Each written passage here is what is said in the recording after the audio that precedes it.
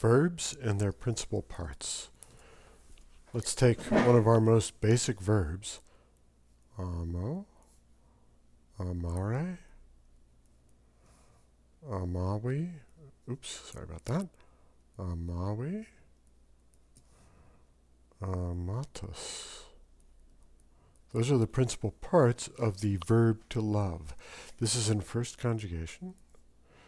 And when we say conjugation, in this case, it means word group.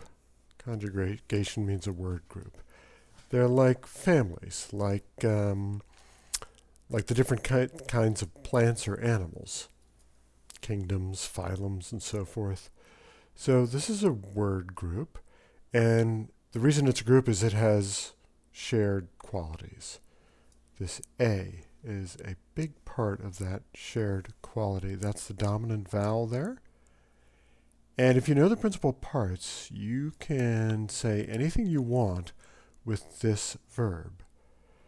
You look at these first two, amo, amare, and that gives you what's known as the present stem. Some people say, well, just chop the RE off, and that's the stem, AMA. So for example, you start with AMA, and then you add T, and you get he or she loves, third person singular. Now, to get the perfect active stem, you cut off the I here. That's perfect active, and we have to specify perfect active because there's a different perfect passive stem. So now, let's say we wanted to say she, he loved. There's the stem. Then you add this I, and then you add a T. People consider T the ending. Some people consider IT the ending. All right. And then you can do the perfect, pluperfect, and future perfect active. Now, the perfect stem is a funny thing. Amatus. It comes from the fourth principal part, and this is really an adjective. It is the perfect passive participle.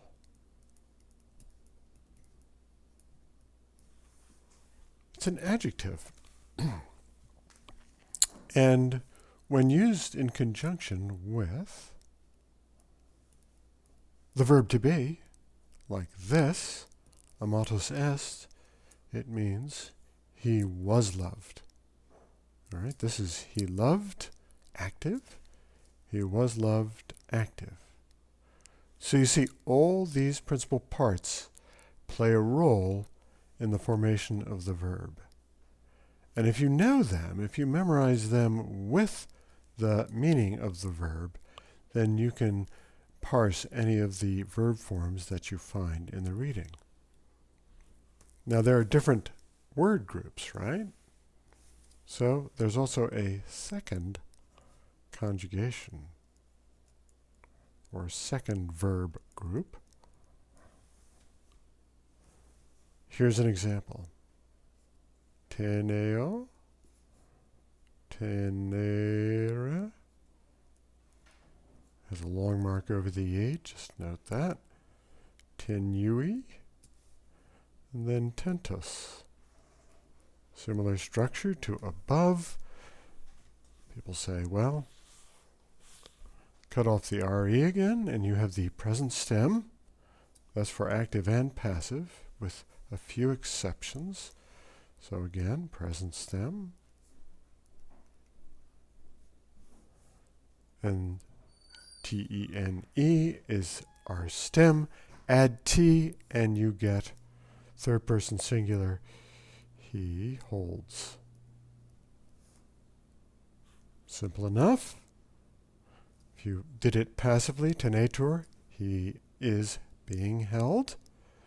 Now the perfect active, and again, we have to stress that this is perfect active because there's also a perfect passive. We'll go over here, cut off the I, we'll say tenu is the stem. Add that it ending. He held. And then the perfect passive stem,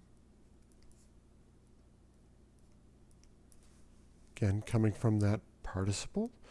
Participle is an adjective. It modifies a noun. Tentus est. He has been held. So perfect passive comes from here. So you need all these principal parts. Some verbs don't have all of them. Means they're missing some forms, which is fine. Language is very flexible. Language is structured, but it's also irregular. So you have to be flexible as you approach it.